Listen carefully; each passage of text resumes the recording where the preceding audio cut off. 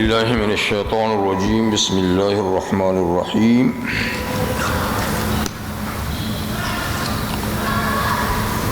انما المؤمنون الذین آمنوا باللہ ورسولہ وإذا كانوا معه على امر جامع لم يذهبوا حتى يستأذنوه ان الذين يستأذنونك اولئك الذين يؤمنون بالله ورسوله فإذا استأذنوك لبعض شأنهم فأذن لمن شئت منهم واستغفر لهم الله ان الله غفور رحيم لا تجعلوا دعاء الرسول بينكم كدعاء بعضكم بعضا قد يعلم الله الذين يتسللون منكم لواذا فليحذر الذين يخالفون عن أمره أن تصيبهم فتنة أو يصيبهم عذاب أليم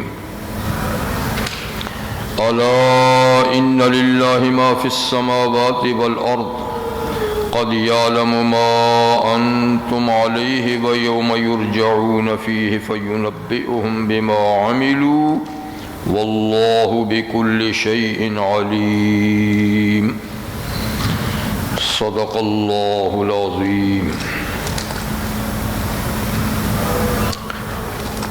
سورۃ النور کی آیہ نمبر 62، 63 اور 64، یعنی سورت کے آخر تک آخری رکوع جو 3 آیات پر مشتمل ہے وہ اس وقت آپ کے سامنے تلاوت کیا گیا۔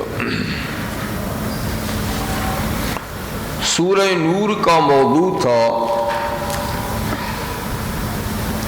عفت اور عصمت کا نظام، پاک دامنی، اور اس سلسلے میں اللہ تعالیٰ نے شروعی صورت میں زنا کے جرم کی سزا اور کسی پر غلط الزام لگانے کی سزا، اور اگر میاں بیوی کے درمیان اس قسم کی صورتحال پیدا ہو جائے تو قانون لعان،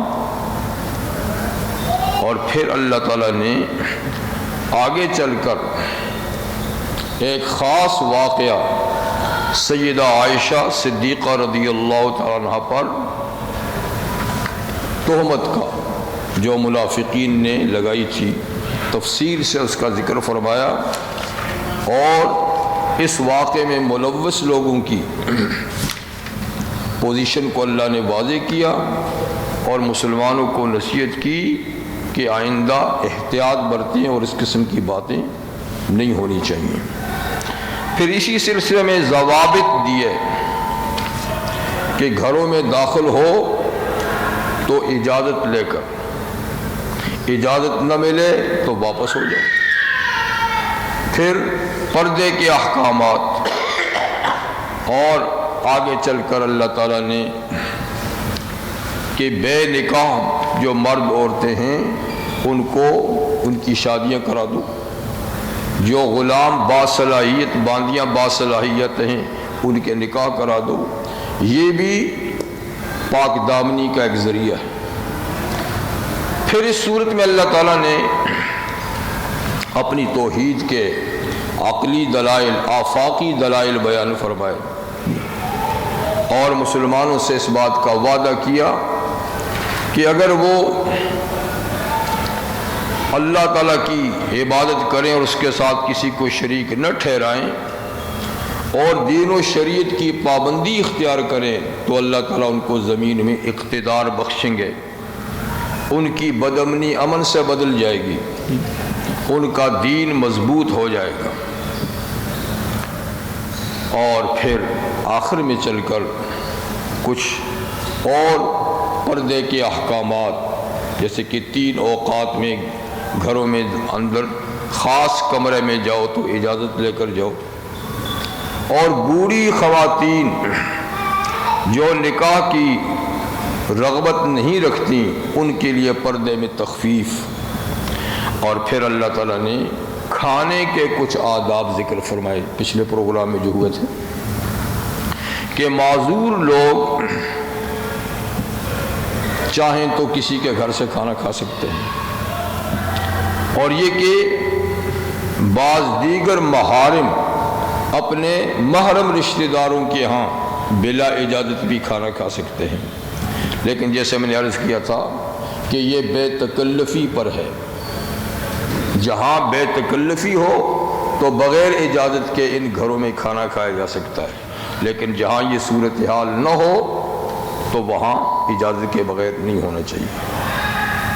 اور اس کے ساتھ یہ بھی بتایا کہ کھانے کے آداب میں سے کہ ایک ساتھ مل کر کھاؤ تو بھی ٹھیک ہے، اور اگر تمہارا جی چاہے تو الگ الگ پلیٹوں میں کھاؤ۔ یہ اور بات ہے کہ ایک ساتھ کھانے میں برکت ہے جی، اور کم کھانا بھی دوسروں کے لیے کافی ہو سکتا ہے، جبکہ الگ الگ کھانے میں وہ برکت نہیں ہے، لیکن تاہم اجازت اس کی ہے۔ اور پھر گھروں میں داخل ہونے کے آداب کے سلسلے میں فرمایا کہ اپنے ہی گھر میں اگر تم داخل ہو تو بھی گھر والوں کو سلام کرو، اس لیے کہ یہ سلام ایک بابرکت اللہ تعالیٰ کی طرف سے گفٹ ہے، اور ایک پاکیزہ جملہ ہے دعا کا جو ہر آنے والا اپنے گھر والوں کو دعا دیتا ہے۔ تو بہرحال جب بھی اپنے گھروں میں داخل ہو تو گھر والوں کو سلام کرو۔ فرض کرو کہ گھر میں کوئی نہیں ہے تو السلام علینا وعلی عباد اللہ الصالحین ہی کہہ دو، اپنے اوپر سلام، یا کوئی رحمت کے فرشتے اندر ہیں یا کوئی مسلمان جنات اندر ہیں ان کو سلام ہو جائے گا۔ تو یہ مختصر سورۃ النور کا پروگرام تھا۔ اب آخری رکوع میں 3 آیات میں اللہ تعالیٰ رحمت عالم صلی اللہ علیہ وسلم کے آداب بیان فرماتے ہیں کہ نبی کے کیا آداب ہیں، ان سے گفتگو، ان کو پکارنے کے آداب، ان کی مجلس کے آداب، اور یہ کہ اگر نبی صلی اللہ علیہ وسلم کی تعلیمات اور ان کے اوامر کا خیال نہ رکھا گیا تو اس پر کیا مشکلات آ سکتی ہیں۔ تو یہ 3 چیزیں اب اس رکوع کا موضوع ہے۔ انما المؤمنون الذین آمنوا باللہ ورسولہ، بات یہ ہے دوسری نہیں کہ سچ مچ اور کھرے اور پکے مومن تو وہی لوگ ہیں جو اللہ پر ایمان لائے اور اس کے رسول صلی اللہ علیہ وسلم پر ایمان لائے۔ یعنی ایمان کی بنیاد، یعنی ایمان جو ہے یہ بنیاد ہے اسلام کی، بنیاد ہے دین کی، لیکن یہاں ایمان کے صرف 2 رکن اللہ نے ذکر کیے، آمنوا باللہ ورسولہ، اور جو دوسرا رکن ہے وہ بھی پورا نہیں ذکر کیا، اس لیے کہ پورا رکن کیا ہے، وہ رسولی ہی، سارے رسولوں پر ایمان، یا صرف رسول اللہ صلی اللہ علیہ وسلم کا ذکر ہے۔ اس لیے کہ چونکہ اس رکوع میں رحمت عالم صلی اللہ علیہ وسلم کے آداب کا ذکر ہے، تو اس لیے اللہ نے اپنی توحید کے ساتھ صرف حضور صلی اللہ علیہ وسلم پر ایمان کا ذکر فرمایا، ورنہ ایمان کے اور بھی ارکان ہیں، جیسے کہ سورۃ البقرہ کے آخری رکوع میں اللہ تعالیٰ نے فرمایا آمن الرسول بما انزل الیہ من ربی والمؤمنون کل آمن باللہ وملائکتہ وکتبہ ورسلہ، 4 ارکان کا ذکر فرمایا، کل، سب کے سب، رسول اللہ صلی اللہ علیہ وسلم بھی اور آپ کے صحابہ بھی ایمان لائے، کس پر؟ اللہ پر، فرشتوں پر، اللہ کی کتابوں پر، اللہ کے رسولوں پر، 4 ارکان کا ذکر وہاں ہو گیا، ٹھیک۔ اور سورۃ البقرہ کے بالکل شروع میں جہاں اللہ تعالیٰ نے متقین لوگوں کی صفات بیان کی ہیں، تو ایک صفت یہ بیان کی ہے وَبِالْآخِرَةِ هُمْ يُوقِنُونَ کہ متقین وہ ہیں جو آخرت کے دن، قیامت کے دن پر یقین رکھتے ہیں۔ تو گویا پانچواں رکن وہاں بیان ہو گیا۔ تو یہ 5 ارکان ہو گئے ایمان کے۔ چھٹا رکن ہے تقدیر، جو دوسری آیات میں اللہ تعالیٰ نے اس کا ذکر فرمایا اِنَّا كُلَّ شَيْءٍ خَلَقْنَاهُ بِقَدْرٍ، کہ ہم نے ہر چیز کو ایک خاص انداز سے پیدا کیا ہے۔ ہر چیز کا اللہ تعالیٰ کے پاس اندازہ ہے، ٹھیک؟ تو تقدیر چھٹا رکن۔ تو یہ 6 تو ایمان کے بڑے بڑے رکن ہیں، اور باقی ان ارکان کے ساتھ اور ان کی کئی شاخیں ہیں، جیسے کہ ایمان بالآخرت کے ساتھ، جی حشر کے دن جو پیش آئے گا، برزخ میں جو پیش آئے گا، جی جنت اور دوزخ، پل صراط، میزان، وزن اعمال، تو یہ ساری چیزیں یوم آخرت پر ایمان کے ساتھ ساتھ یہ بھی ہیں۔ تو ان کے ساتھ اور بھی چیزیں، لیکن اصل ارکان کتنے ہیں؟ 6۔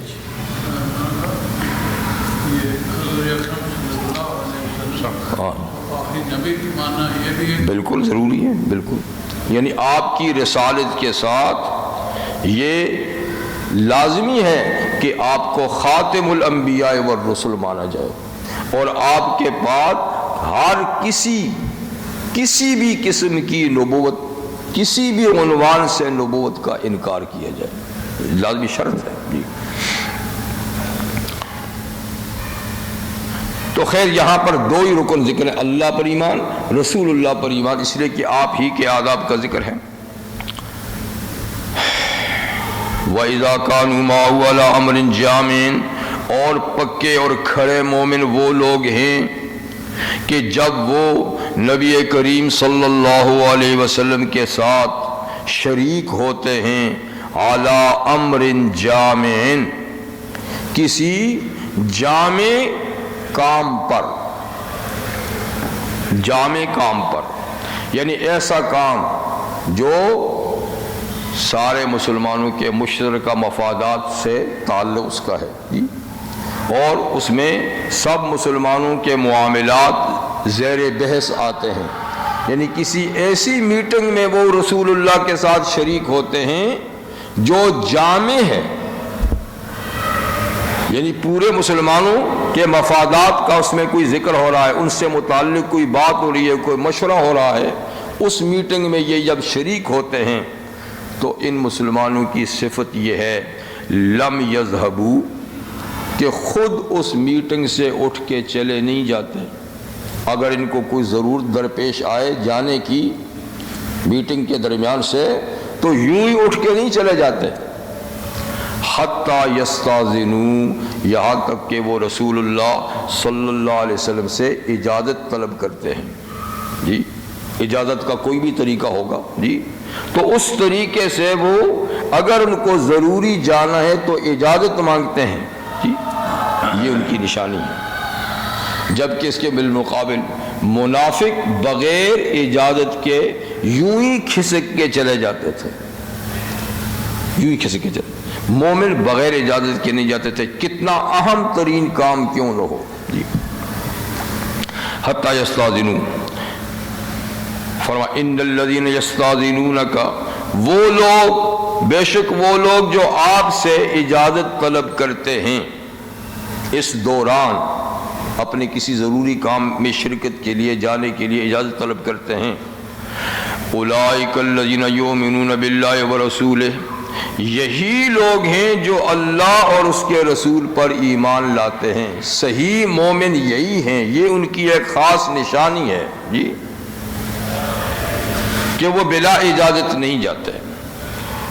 اس لیے پھر رسول اللہ صلی اللہ علیہ وسلم کو اللہ تعالیٰ خطاب فرماتے ہیں، اس لیے فَإِذَا اسْتَأْذَنُوكَ لِبَعْضِ شَأْنِهِمْ، اگر وہ آپ سے اجازت طلب کریں اپنے بعض ضروری کاموں کے لیے دوران میٹنگ، جی وہ یہ سمجھتے ہیں کہ ان کا کام زیادہ اہم ہے اور میٹنگ میں ان کی شرکت اتنی اہم نہیں، یا رسول اللہ صلی اللہ علیہ وسلم سمجھتے ہیں کہ وہ جس کام کے لیے اجازت طلب کرتے ہیں ان کے چلے جانے سے میٹنگ پہ کوئی خاص اثر نہیں پڑے گا، اور یہ کہ ان کا کام زیادہ اہم ہے، تو فَأْذَن لِمَنْ شِئْتَ مِنْهُمْ، یہ بھی ضروری نہیں کہ آپ ان کو ضرور ہی چھٹی دے دیں، آپ ان میں سے جس کو چاہیں اجازت دیں، ان کے حالات کو دیکھتے ہوئے اور وہ جس مقصد کے لیے جا رہے ہیں اس مقصد کو بھی دیکھتے ہوئے، اس کی اہمیت کو یا غیر اہمیت کو دیکھتے ہوئے جس کو آپ چاہیں اجازت دیں۔ اس کے ساتھ وَاسْتَغْفِرْ لَهُمُ اللَّهُ، اور ان کے لیے اللہ تعالیٰ سے مغفرت بھی طلب کریں، معافی بھی مانگیں، استغفار بھی ان کے لیے کریں۔ اس لیے کہ بسا اوقات آدمی کسی اہم میٹنگ میں شریک ہے جس میں مسلمانوں کے معاملات زیر بحث آ رہے ہیں، ان کے لیے کوئی ضروری مشورے طلب کیے جا رہے ہیں، کوئی ان کی ضروری ان کے لیے منصوبہ بندی کی جا رہی ہے، لیکن ایک آدمی سمجھتا ہے کہ میرا فلانا کام زیادہ ضروری ہے اور وہ اس مجلس سے جانے کے لیے اجازت چاہتا ہے۔ ہو سکتا ہے کہ میٹنگ میں رہنا زیادہ ضروری ہو بنسبت اس کے کام میں جانے کے لیے، پر وہ سمجھتا ہے کہ میرا کام زیادہ ضروری ہے، لیکن در حقیقت میٹنگ میں شرکت زیادہ ضروری ہو۔ تو یہ بھی ایک طرح کی بات ٹھیک نہیں ہے نا، اور حضور اس کو اجازت دے دے کہ اچھا میاں چلا جا، لیکن اس کا رہنا زیادہ ضروری تھا بجائے جانے کے، تو اس کوتاہی پر بھی آپ ان کے لیے مغفرت مانگ لیں کہ یا اللہ میں نے تو اس کو اجازت دے دی اس کے کام کو ضروری سمجھ کر، اس نے بھی اجازت مانگ لی اپنے کام کو ضروری سمجھ کر، لیکن ہو سکتا ہے کہ اس کے کام کے مقابلے میں اس کا رہنا زیادہ ضروری تھا، تو اس کوتاہی پہ اللہ تو اس کو معاف کر لے۔ دیکھا اتنی سی باریک سی بات، اتنی باریک سی بات کہ پوری سوجھ بوجھ کے ساتھ اس نے اپنے کام کو زیادہ اہم سمجھا، رسول اللہ صلی اللہ علیہ وسلم نے بھی اس کے کام کو زیادہ اہم سمجھا اور اس کو جانے دیا، لیکن فی الواقع اس کا رہنا زیادہ ضروری تھا، تو اتنی سی کوتاہی پر بھی آپ ان کے لیے استغفار کریں تاکہ ان کا معاملہ بالکل صاف رہے۔ صحابہ کے بارے میں اللہ تعالیٰ کتنی یعنی تاکید فرماتے ہیں کہ ان کا نامہ عمل صاف رہنا چاہیے، بالکل تھوڑی سی کوتاہی بھی نہیں رہنی چاہیے۔ تو خیر پیغمبر کریم صلی اللہ علیہ وسلم کا مکی دور آپ کا اور صحابہ کا تو بڑا پریشانیوں کا دور تھا، آپ کو پتہ ہی ہے، قدم قدم پر آپ کے لیے رکاوٹیں کھڑی کی جاتی تھیں، صحابہ کے لیے بھی کھڑی کی جاتی تھیں، اور مسلمانوں کے بچاؤ کے لیے مختلف تدابیر سوچی جاتی تھیں، مشورے لیے جاتے تھے صحابہ سے، اور اس سلسلے میں ایک خاص مکان مخصوص کیا گیا تھا دار ارقم رضی اللہ تعالیٰ عنہ، اس لیے کہ کھلے عام میٹنگ تو نہیں کی جا سکتی تھی، کافر کب چھوڑتے تھے اس کام کے لیے جی، تو ایک مخصوص مکان تھا دار ارقم کہ جو میٹنگ کی خفیہ میٹنگ کا مقام تھا، اور اگر اجتماعی عبادت بھی کوئی کرنی ہوتی تھی تو وہیں پر جا کر کرتے تھے۔ حرم میں تو آپ کو اجتماعی عبادت کی بلکہ انفرادی عبادت کی بھی اجازت نہیں تھی، نہ کسی کھلے مقام پر نہ کسی ایسے عام مقام پر، تو اسی میں آپ اکٹھے ہوتے، صحابہ بھی اکٹھے ہوتے اور مشورے ہوتے۔ جیسے 2 دفعہ ہجرت ہوئی مکہ سے حبش کی طرف، تو ظاہر بات ہے اس پر بھی تو میٹنگ ہی نا، کون کون لوگ جائیں، کیا طریقہ جانے کے لیے اختیار کیا جائے جی، اور اس قسم کے کئی امور زیر بحث آتے تھے۔ اور جب ہجرت کر کے مدینہ منورہ تشریف لے گئے تو اب اسلامی حکومت کی بنیاد پڑ گئی، خوف ایک حد تک کم ہو گیا اور امن کے امکانات ہو گئے، مسجد نبوی کی تعمیر ہو گئی، تو اب ساری سرگرمیوں کا مرکز مسجد نبوی بن گیا. عبادت بھی وہیں ہوتی تھی، مشورے بھی وہیں ہوتے تھے. مختلف قبائل میں اسلام کی تبلیغ کے لیے وفود بھی وہیں سے بھیجے جاتے تھے، اور جنگی مہموں کے لیے مشورے بھی وہیں ہوتے تھے، اور وہیں سے باقاعدہ فوجیں تیار کر کے بھیجی جاتی تھی. غرض ہے کہ تمام امور کا انتظام انصرام مسجد نبوی میں ہوتا تھا. جی تو اللہ تعالیٰ کی طرف سے نبی کریم صلی اللہ علیہ وسلم کو یہ حکم بھی تھا وَشَاوِرْهُمْ فِي الْأَمْرِ، کہ آپ صحابہ سے، اپنے رفقاء سے اہم معاملات میں مشورہ لیا کریں. ہر چند کی حضور کو مشورہ لینے کی ضرورت نہیں تھی، یہ ہمارے لیے ایک سنت قائم کر دی گئی. جی کیونکہ حضور صلی اللہ علیہ وسلم کا تو تعلق اللہ تعالیٰ کے ساتھ ہے ڈائریکٹ. جی اور وہ جو کچھ کرتے ہیں وہ اللہ تعالیٰ کے حکم سے کرتے ہیں، لیکن ایک طریقہ کار وضع کرنے کے لیے کہ آپ سربراہ مملکت ہیں، آپ مسلمانوں کے امیر ہیں، تو اس لیے آپ معاملات کو باہمی مشورے سے طے کریں. تو شاورم فی الامر، لیکن مشورے کا معنی کیا ہے؟ ہر ایک سے صرف رائے لینا، اور مشورہ دینے والے کا کام بھی کیا؟ صرف اپنی رائے پیش کرنا، اپنی رائے پہ اصرار کرنا اور اپنی رائے منوانا. یہ مشورہ نہیں ہے. لیکن آج کل تو یہی ہوتا ہے، اور جی میرا مشورہ تو مانا نہیں گیا، میں کیوں جاؤں، میری بات تو کوئی سنتا ہی نہیں. ارے بھائی تو سنا، سنتا ہی نہیں، سنتا اس کا کام ہے. تو مشورہ ماننا کوئی ضروری نہیں، لینا ہے، لینا ہے. اور مشورہ دینے والا بھی مشورہ دے، یہ نیت نہیں کہ میں منواؤں گا اور میرا مشورہ ضرور مانا جائے، ایسی بات نہیں. آپ مشورہ لیں، لیکن پھر اذا عزمت، یہ نہیں کہ اذا عزموا، جب سارے عزم کر لیں، نہیں، اذا عزمت، جب آپ عزم کر لیں، آپ ارادہ کر لیں، فتوکل علی اللہ، تو پھر اللہ پر بھروسہ کر کے کام شروع کر دیں. باقیوں سے صرف رائے لے لیں. آپ کا جی چاہے تو کسی ایک کی رائے پہ عمل کر لیں، جی نہ چاہیں تو کسی کی رائے پہ عمل نہ کریں، اپنی رائے پہ عمل کریں. ٹھیک ہے نا؟ تو یہ ہوتا مشورہ. تو اسی طرح اللہ تعالیٰ نے قرآن حکیم میں ایک سورت نازل کی ہے، سورہ شورا،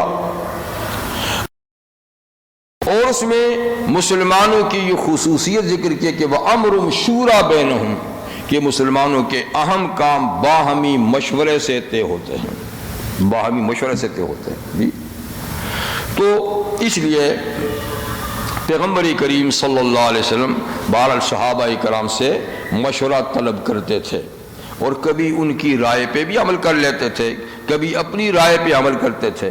جی لیکن ایسا ہوتا تھا. ٹھیک. تو اسی سلسلے میں فرمایا کہ اگر کسی ایسے کام میں حضور صلی اللہ علیہ وسلم تمہیں طلب کریں جو امر جامع ہے، جو مسلمانوں کے معاملات کو اپنے اندر رکھتا ہے اور اس میں سب لوگوں کا فائدہ ہے، ٹھیک، اور سب لوگوں کے معاملات اس میں زیر بحث آتے ہیں، تو اس قسم کے جامع، کیونکہ ایک تو معمولی نوعیت کے کام ہوتے ہیں، اس میں تو آدمی بغیر مشورے کے بھی چل جاتا ہے. ایک اہم کام ہوتے ہیں اجتماعی، تو اس میں مشورہ ضرور ہونا چاہیے. تو جب ایسے معاملے میں ان کو طلب کیا جاتا ہے تو مسلمانوں کی شان یہ ہے کہ وہ بغیر اجازت کے بیچ میں اٹھ کے چلے نہیں جاتے. اگر ان کو کوئی ضروری بات پیش آتی ہے تو وہ حضور سے اجازت لیتے ہیں. جب وہ اجازت لیں تو پھر حضور کو فرمایا گیا کہ جس کو چاہیں آپ اجازت دیں، جس کو چاہیں تو مت دیں، کہ نہیں تیرا بیٹھنا ضروری ہے، تیرا ہونا ضروری ہے.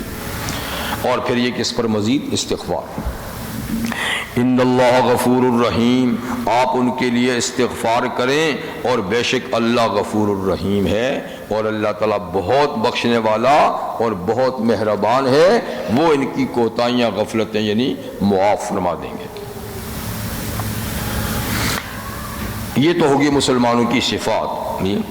آگے آداب رسالت کے سلسلے میں لا تجعلوا دعاء الرسول بینکم کدعاء بعضکم بعضا، یہ مسلمانوں تم رسول اللہ صلی اللہ علیہ وسلم کے بلانے کو آپس میں ایسا مت سمجھو جیسے تم ایک دوسرے کو بلاتے ہو،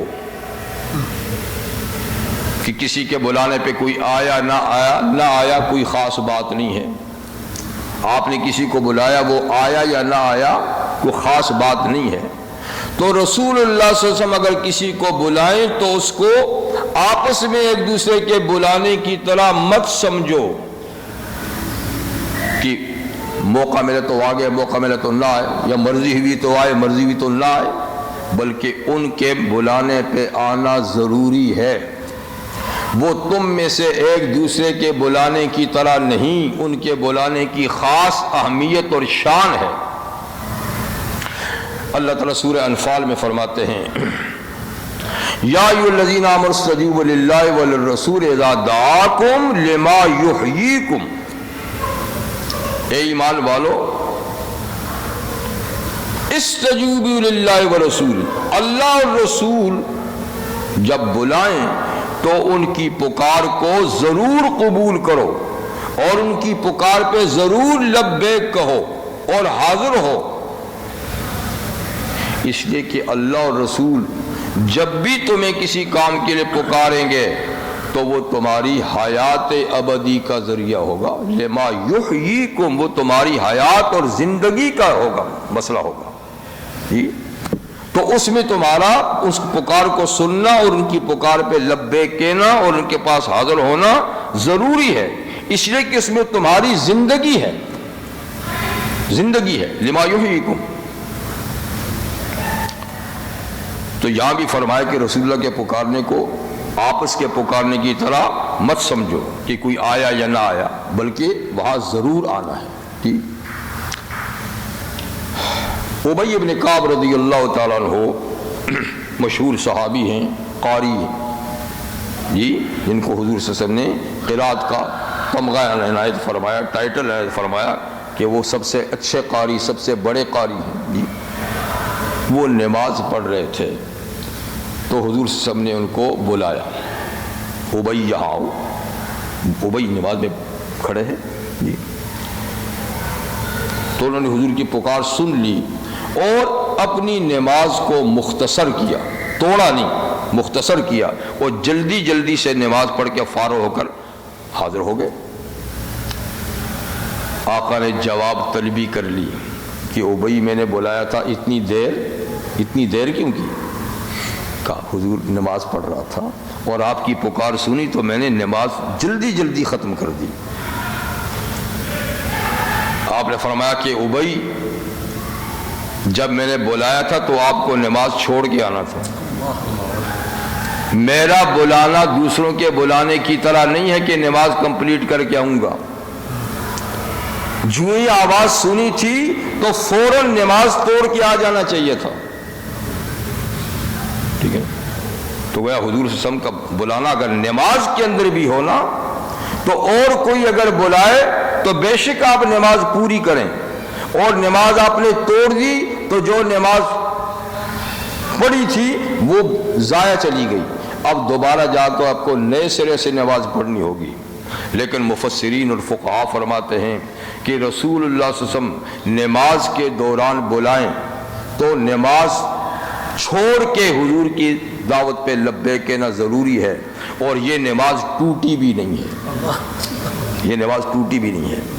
جب حضور صلی اللہ علیہ وسلم سے بات چیت ہو جائے کہتے ہیں جہاں سے چھوڑ کے آیا تھا وہیں سے جا کر نماز شروع کر کے اس کو کمپلیٹ کر لے، اس لیے کہ رسول اللہ صلی اللہ علیہ وسلم کا بلانا لوگوں کے بلانے کی طرح نہیں ہے، نہ تو وہ نماز کمپلیٹ کریں ٹھیک ہے بلکہ چھوڑ کے آئیں، اور نہ اس طرح ان کی نماز ٹوٹے گی۔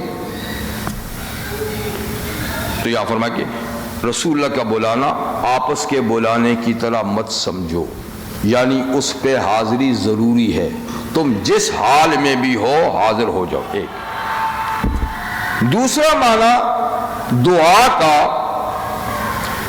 بلانا ہے، ایک تو رسول اللہ کا بلانا ہے، ایک رسول اللہ کو بلانا ہے، تو اس تفسیر پر اس کا معنی یہ ہے کہ تم رسول اللہ کو اس طرح نہ پکارو، اس طرح نہ بلاؤ جس طرح تم ایک دوسرے کو بلاتے ہو،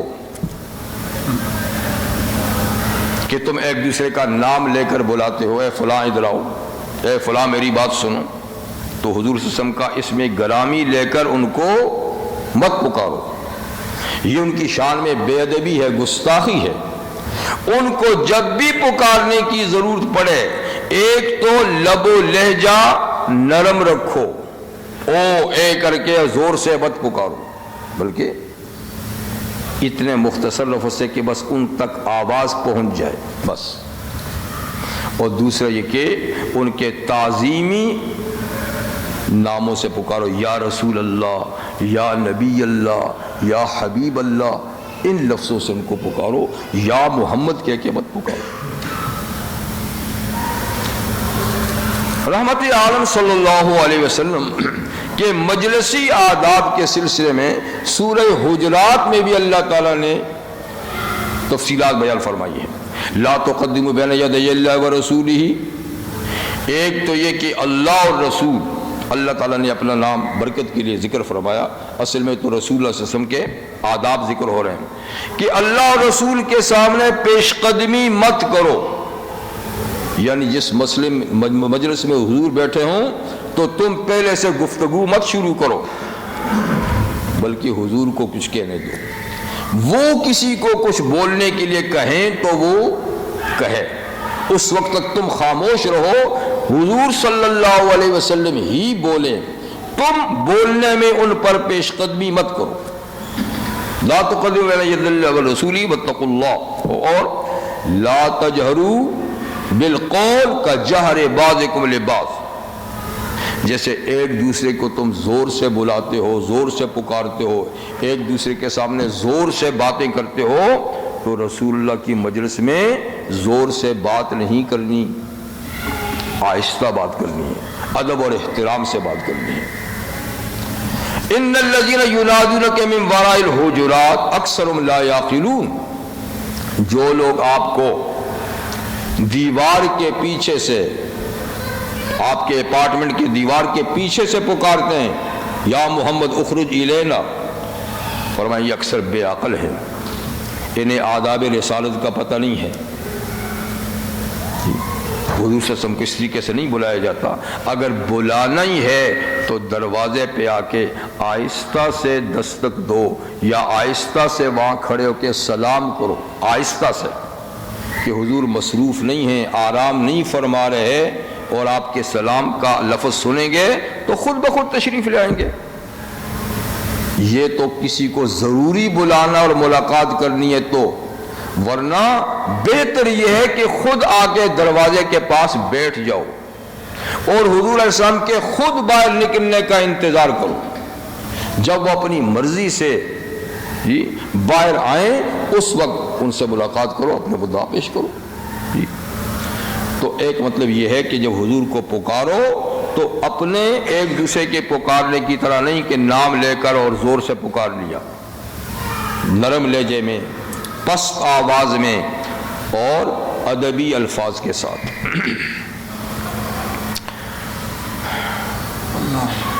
فرماتے ہیں یا آدم است با پدر انبیاء خطاب، یا ایھا النبی خطاب محمد است، یعنی اللہ تعالیٰ نے خود آداب بتائے ہیں قرآن حکیم میں۔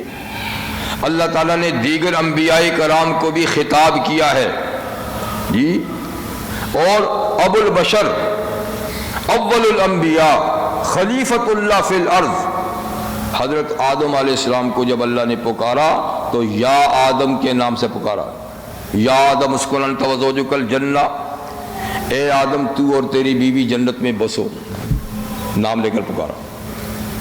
اس طریقے سے فرمایا کہ دیگر انبیاء کرام کو بھی جہاں پکارا گیا، یا نوح اہبط بسلام منا، اے نوح ہماری طرف سے سلامتی کے ساتھ کشتی سے اب نیچے اتر آئیے۔ تو نوح علیہ السلام کتنے جلیل القدر پیغمبر ہیں، رسول ہیں، نام لے کر اللہ نے پکارا۔ یا لوط، یا ابراہیم اور یا زکریا، اچھا، اور یہ کہ یا ایھا النبی، یا ایھا الرسول، جب حضور صلی اللہ علیہ وسلم کو پکارا تو رسول نبی کے القاب سے پکارا. تو تم جب پکارو تو یعنی آداب القاب کے ساتھ پکارو. دو معنی ہو گئے. ایک تو یہ کہ رسول اللہ کے پکارنے کو ایک دوسرے کے پکارنے کی طرح معمولی مت سمجھو. دوسرا یہ کہ جب رسول اللہ کو پکارو تو آداب کے ساتھ اور پست لہجے میں. تیسرا معنی اس کا یہ ہے کہ رسول اللہ صلی اللہ علیہ وسلم کی دعا کو، دعا آپس میں ایک دوسرے کی دعا کی طرح نہ سمجھو کہ تم کسی کو دعا دو پتہ نہیں قبول ہوئی یا نہ ہوئی، یا تم کسی کو بد دعا دو تو پتہ نہیں قبول ہوئی یا نہ ہوئی. تو رسول اللہ کی دعا کسی کے حق میں یا بد دعا کسی کے حق میں، اس کو آپس کی دعا بد دعا کی طرح مت سمجھو قبول ہوئی نہ ہوئی.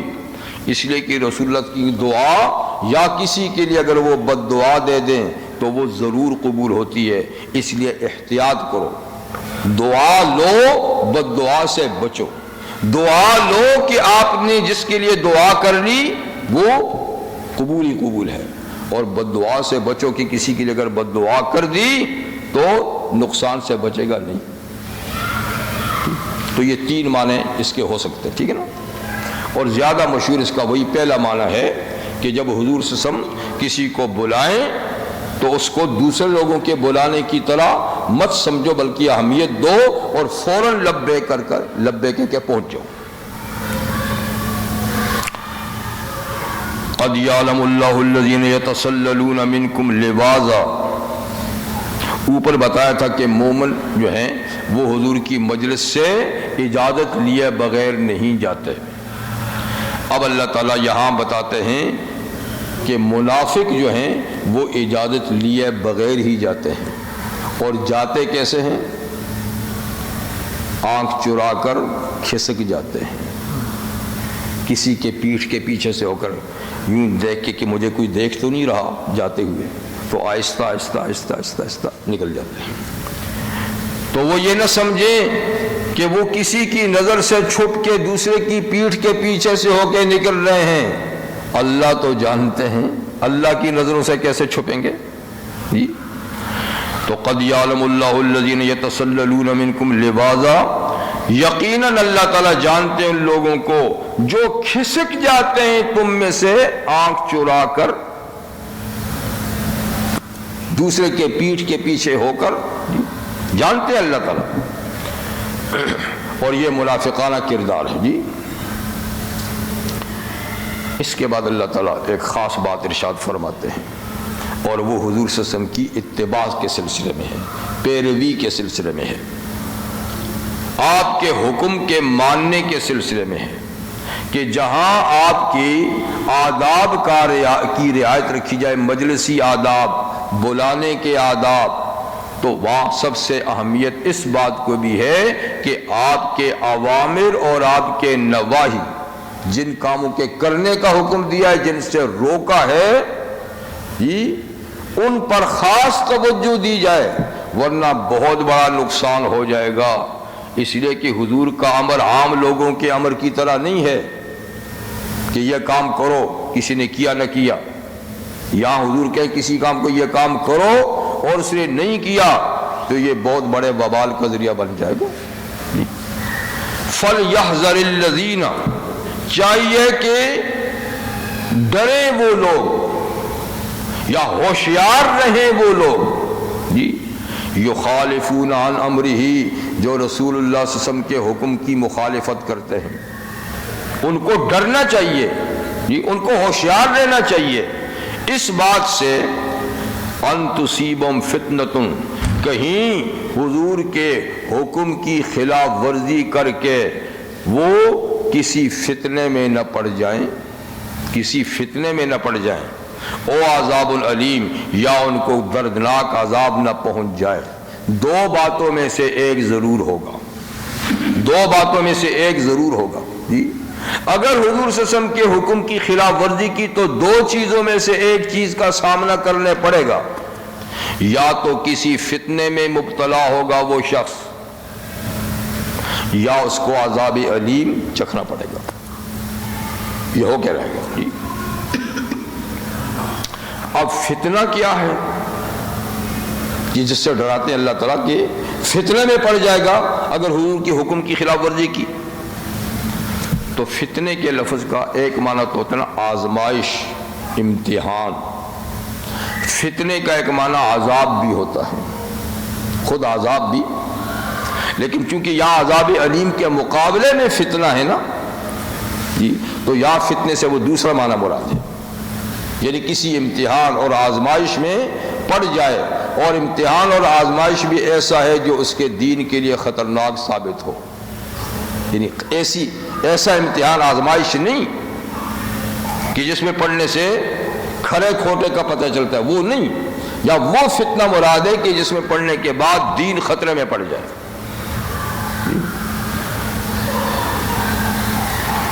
اب فتنے ایک نہیں ہیں، بے شمار ہیں۔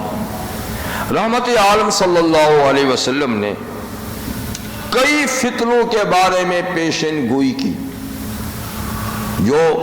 جن کا سامنا قیامت تک امت کرتی رہے گی، اس لیے کہ حضور صلی اللہ علیہ وسلم خاتم الانبیاء ہے نا، آپ کی نبوت قیامت تک جاری و ساری ہے، بلکہ ابد الآباد تک جاری و ساری ہے۔ اس لیے آپ نے جس تفصیل کے ساتھ قیامت تک آنے والے احوال کو بیان کیا کسی اور نبی نے نہیں کیا، اس لیے کہ ہر نبی کے بعد دوسرا نبی آ جاتا تھا، اس کے بعد دوسرا نبی آ جاتا تھا، تو ان کو ساری باتیں کہنے کی کیا ضرورت تھی؟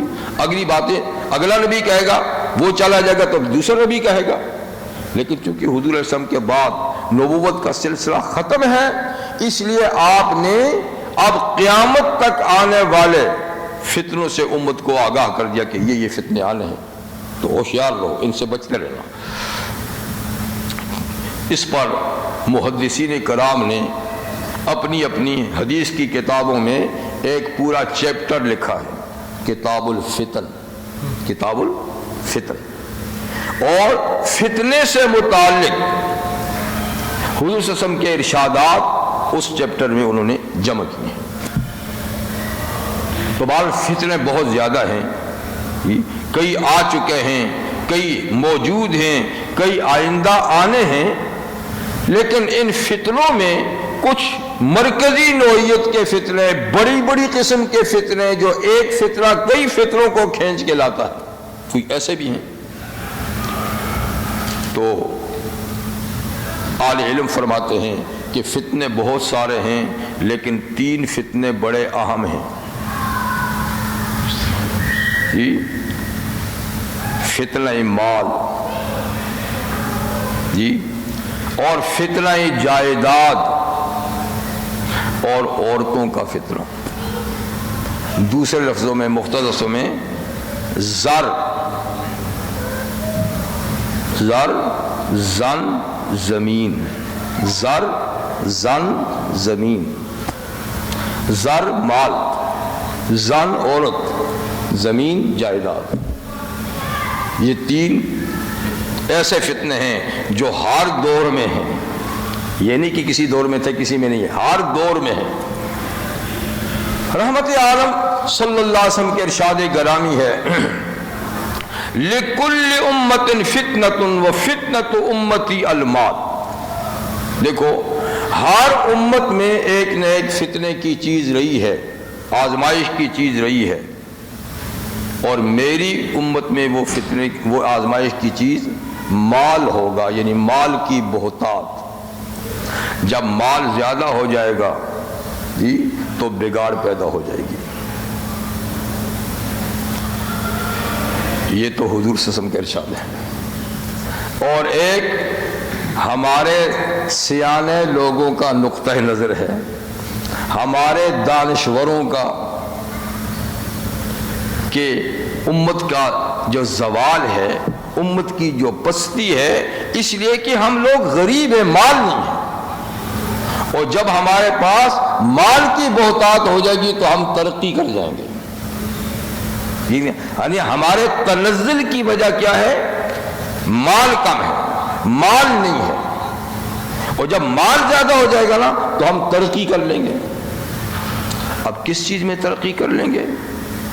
یہ ہم بھی کہتے ہیں کہ تم ترقی کر لو گے، لیکن کس چیز میں کر لو گے؟ دین میں تو قتل نہیں کرو گے، دین میں تو مال سے ترقی نہیں ہو سکتی۔ اگر دین میں مال سے ترقی ہو تو جتنے کروڑ پتی ارب پتی لوگ ہیں وہ سب سے زیادہ دیندار ہونے چاہیے۔ آخر مسلمانوں میں تو ہیں نا ایسے نا بھائی، کھرب پتی لوگ مسلمانوں میں بھی تو ہیں نا، کیا وہ سب تہجد گزار ہیں؟ کیا وہ باقاعدگی سے قرآن مجید کی روزانہ تلاوت کرتے ہیں؟ جی کیا انہوں نے دین کا علم حاصل کر لیا ہے؟ 5 وقتہ نماز وہ پڑھتے ہیں؟ کتنا دین ہے؟ عیش و عشرت میں وہ سب سے آگے ہیں، یعنی دوسرے غیر مسلم بھی عیش و عشرت میں وہاں تک نہیں پہنچتے جتنے ہمارے مسلمان پھر وہاں پہنچ جاتے ہیں جن کے پاس مال زیادہ ہے۔ تو اگر مال ترقی کا باعث ہوتا تو یقیناً یہ لوگ دین میں ترقی انہوں نے کر لی ہوتی، لیکن نہیں، بلکہ یہ فطرے کی چیز ہے۔ جب حضور نے فطرہ کہہ دیا اس کو تو پھر، لیکن ہم پھر وہی رٹا لگا رہے ہیں کہ نہیں جی ہمارے پاس مال کی کمی ہے اس لیے ہم پس حالی میں ہیں، اس لیے کہ یہ اس امت کی نبض نہیں جانتے اور یہ حکیم نہیں ہیں، عطائی ہیں، عطائی ہیں، ٹھیک ہے نا۔ حکیم تو رسول اللہ تھے، انہوں نے صحیح نبض دیکھی اور مرض کو پہچانا اور خبر دیا کہ یہ چیزیں نقصان ہے، یہ چیزیں مفید ہیں۔ جی یہ تو بیچارے ان کو کیا پتہ ہے؟ ان کی مثال وہ ہے جو کسی گاؤں میں ایک بوجھ بجکڑ ہوتا تھا۔ بوجھ بجکڑ کا معنی سمجھدار، دانشور، ہماری اصطلاح میں یہ پہلی اصطلاح ہے۔ بوجھ بجکڑ کا معنی بہت زیادہ سمجھ بوجھ رکھنے والا۔ جی تو کسی دیہات میں تھا، دیہاتی قسم کا تھا۔ تو دیہات میں ایک شخص ایک لمبے درخت پہ چڑھ گیا، بہت لمبے درخت پہ چڑھ گیا، چڑھ تو گیا کسی طریقے سے لیکن اب اتر نہیں سکتا، بڑا پریشان ہے۔ محلے والے سب اکٹھے ہوئے، کسی کی سمجھ میں نہیں ہے کہ کیسے اترے گا، تو سب بوجھ بجکڑ کے پاس گئے جو شہر میں تھا۔ کہ جس طریقے سے ایک صاحب جو ہے نا وہ درخت کی چوٹی پہ چڑھ گئے لیکن اتر نہیں سکتے، تو بتائی کیا؟ اس نے کہا یہ بھی کوئی مسئلہ ہے، یہ تو بڑی آسان بات ہے، ایک موٹا سا رسہ لو اور زور سے سب مل کے پھینکو اس تک پہنچ جائے، اور اس کو کہو کہ اس کو اپنی کمر کے ساتھ مضبوط باندھ لے، جب باندھے تو باقی سب اس رستے کو زور سے جھٹکا دو، نیچے آ جائے گا نیچے، اس میں کون سی بات ہے؟ تو وہ جو ان کے جیسے بوجھ بجکڑ تھا ایسے وہ بھی بجکڑی تھے بیچارے، ان کا ٹھیک ہے جرا، تو گیا رسا پھینکا، اس نے باندھا، کھینچا، بس ختم ہو گیا، نیچے پہنچتے ختم ہو گیا۔ اب پھر روتے دھوتے اس کے پاس گئے کہ جناب آپ کی تدبیر کے مطابق ہم نے کام، نیچے آ تو گیا لیکن تو مر گیا، ہڈیاں پسلی ٹوٹ گئی، اس میں کچھ بھی نہیں رہا۔ اس نے کہا پتہ نہیں کیا بات ہے، ہم نے تو 20 کنویں سے اس طرح نکالے تھے، ایک بھی نہیں مرا، یہ کیوں مر گیا؟ ہم نے تو 20 کنویں سے اس طرح نکالے تھے کھینچ کے، یہ کھینچنے سے کیوں مر گیا؟ ارے میاں ایک تو کنویں سے کھینچنا ہے، ایک درخت سے کھینچنا ہے، دونوں میں ضروری فرق ہے، لیکن بوجھ بجکڑ کے تو یہی مطلب ہے نا، اس کے قیاس سے تو یہی ہوتا ہے نا۔ تو یہ جو امت کو غلط رستے پہ ڈالتے ہیں یہ بھی ایسے ہی بوجھ بجکڑ ہے کہ امت کے زوال کا باعث ہی ہے۔ بات یہ ہے جو علامہ اقبال نے کہی، سبب کچھ اور ہے جس کو تو خود سمجھتا ہے، زوال بندہ مومن کا بے زری سے نہیں۔ سبب کچھ اور ہے جس کو تو خود سمجھتا ہے، زوال بندہ مومن کا بے زری سے نہیں۔ جہاں میں جب بھی میرا جوہر آشکار ہوا، قلندری سے ہوا ہے سکندری سے نہیں۔ یہ تشخیص کہ حضور نے فرمایا ہے کہ ہر امت کے لیے ایک فتنہ رہا ہے، میری امت کے لیے فتنہ مال ہے۔ تو مال کی بہتات سے بات نہیں بنتی جب تک کہ رسول اللہ صلی اللہ علیہ وسلم کے ساتھ سچی محبت نہیں ہوگی جی، اور ہر چیز سے بڑھ کے ان کو نہیں چاہیں گے، اور ان کی ہر بات پہ بلکہ ہر اشارے پہ جب تک مر مٹنے کا جذبہ پیدا نہیں ہوگا تو امت سدھر نہیں سکتی، امت ترقی نہیں کر سکتی۔ ترقی ہے امت کی تو اسی میں ہے کہ حضور صلی اللہ علیہ وسلم کے ہر اشارہ ابرو پر کٹ مرنے کا جذبہ پیدا ہو جائے بس۔ تو خیر، فتنوں میں سے ایک فتنہ کیا ہے؟ مال۔ دوسرا فرمایا عورت۔ آن نے ارشاد فرمایا کہ میں اپنے بعد سب سے زیادہ مردوں پر جو نقصان دہ چیز کو چھوڑ کے جا رہا ہوں وہ عورت کا فتنہ ہے۔ جن فتنوں کو میں چھوڑ کے جا رہا ہوں میرے بعد میری امت پہ آئیں گے عورت۔ آج دیکھ لیں تماشا کہ جتنی بھی فحاشی ہے، عیاشی ہے، برینگی ہے جی، وہ صنف نازک کی وجہ سے۔ بازاروں میں دیکھیے جی، ہوٹلوں میں دیکھیے، مجمعوں میں دیکھیے، اور رئی سئی کسر ٹی وی نے پوری کر دی۔ ٹی وی دیکھیے ہر گھر میں جی۔ تو ایسا فتنہ ہے کہ اس سے بچنا بڑا مشکل ہے۔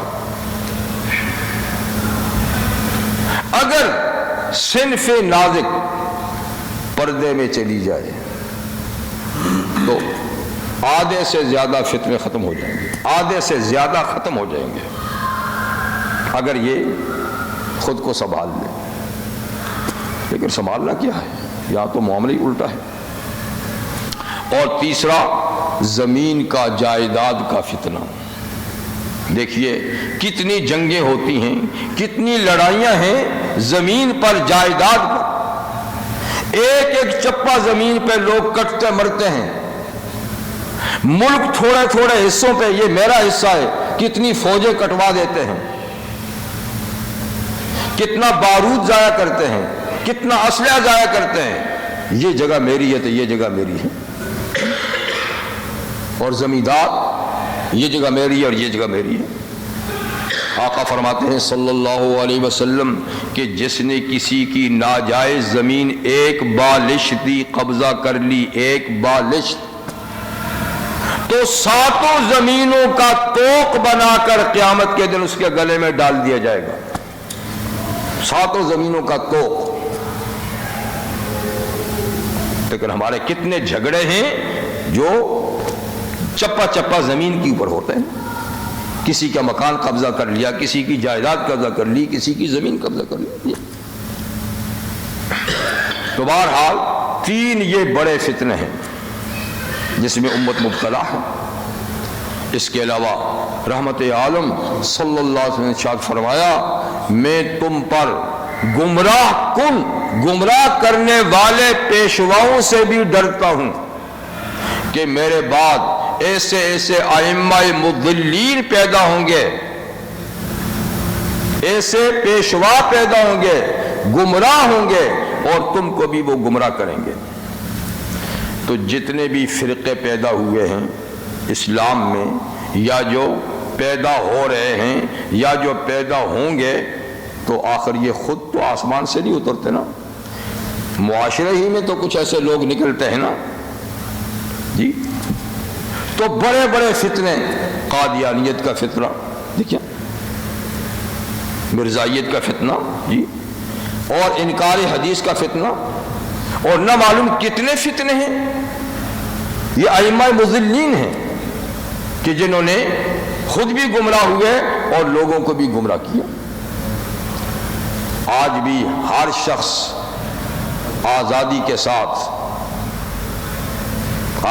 ساتھ یعنی دینی معاملات میں دست اندازی کرتا ہے۔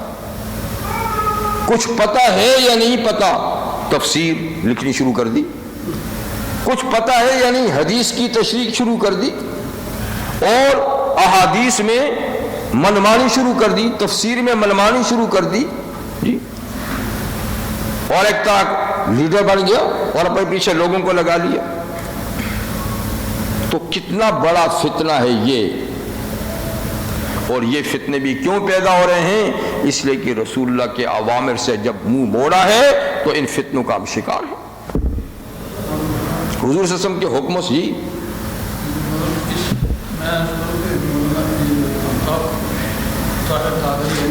ارے بھائی نام لے لے، ایسی بات کر لیں۔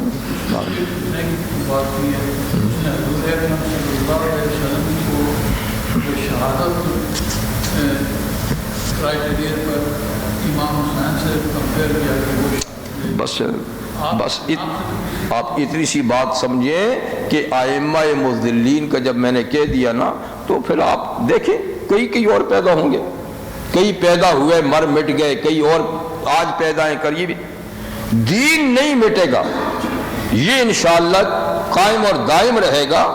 فتنے ابھریں گے اور دبیں گے، ابھریں گے اور دبیں گے، یہ سلسلہ تو جاری رہے گا، ٹھیک ہے نا؟ اب اس کا کیا کر سکتے ہیں؟ تو یا عذاب علیم آئے گا، عذاب علیم کا بھی آج امت شکار ہے، عذاب علیم کا بھی شکار ہیں، اور کئی قسم کے فتنوں کا بھی ہم شکار ہیں۔ اور اس کی وجہ کیا ہے؟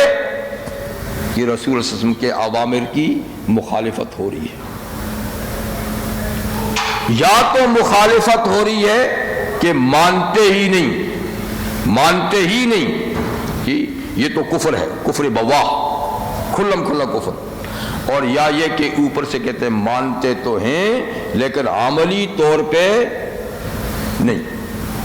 تو عملی طور پہ تو کتنے ہیں جو مانتے ہیں؟